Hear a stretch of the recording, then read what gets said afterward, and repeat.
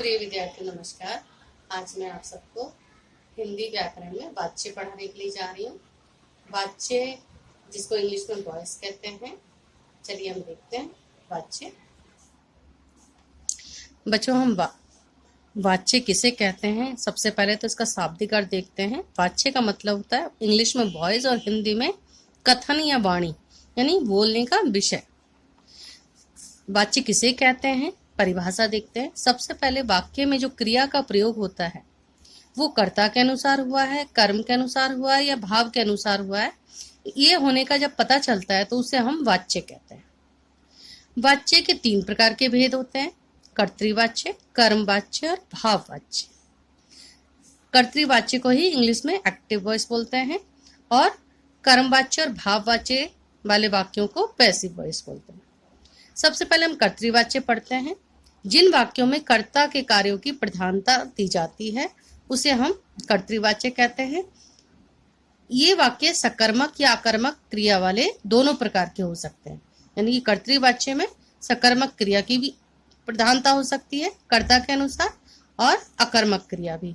जैसे एग्जाम्पल हम देख रहे हैं, चिड़िया उड़ रही है, ये अकर्मक है, इसमें कर्म नहीं है। चिड़िया करता है, उड़ रही है, आपने देखा क्रियापद है। ऐसे बच्चे निबंध लिख रहे हैं, इसमें निबंध कर्म हो गया, बच्चे करता है और लिख रहे हैं क्रिया, नहीं ये सकर्मक क्रिया हो गई। लड़कियां सो रही है, फिर वापस इसमें कर्म नहीं है, लड़कियां करता है और सो रही हैं क्रिया है। तो आपने देखा कि वाक्य में यहाँ पर क्रिया को कर्ता के अनुसार प्रयोग किया जाता है। दूसरा हम देख रहे हैं यहाँ कर्मवाच्य। जिस वाक्य में सकर्मक क्रिया होती है और कर्म के कार्यों की प्रधानता हो, ना कि कर्ता की। जैसे शीला द्वारा गाना गाया गया, यहाँ पर शीला ये करता है, लेकिन कर्ता के अनुसार यहाँ क्रिया का प्रयोग नहीं है। यहाँ है गाना, गाना कर्म है और कर्म के अनुसार ही क्रिया का इस्तेमाल हुआ है, गाया गया।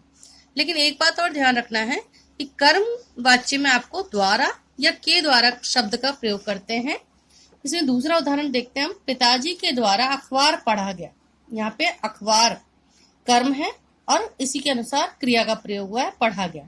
तुमसे काम क्यों नहीं किया गया, यहाँ पर काम जो है कर्म है और यहाँ ये बाकी क्रियापद है। ध्यान रखने वाली बात है कि यहाँ कथनात्मक या विधानवाचक वाक्यों में द्वारा या के द्वारा तथा निषेधात्मक यानी नकारात्मक वाक्यों में जहाँ नहीं मत मना का प्रयोग होता है, उन वाक्यों में से का प्रयोग किया जाता है।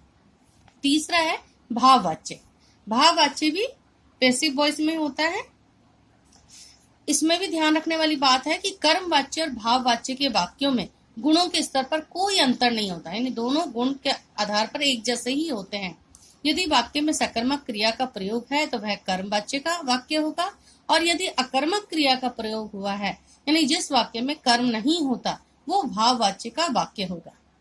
दोनों में अंतर रखने के लिए सबसे बड़ी बात यही ध्यान रखनी है कि कर्मवाच्य में कर्म का प्रयोग होता है और भाववाच्य में कर्म का प्रयोग नहीं होता। जैसे बच्चे से दौड़ा नहीं जाता, यहाँ पर से का प्रयोग हुआ है, लेकिन साथ में आप देख रहे हैं यहाँ कर्म नहीं है। खाना बनाया जा रहा है, यहाँ भी कर्म नहीं है। मशीन से चला जा रहा है, अब यहाँ से चला जाए, यहाँ पे से का प्रयोग और कर्म नहीं होता।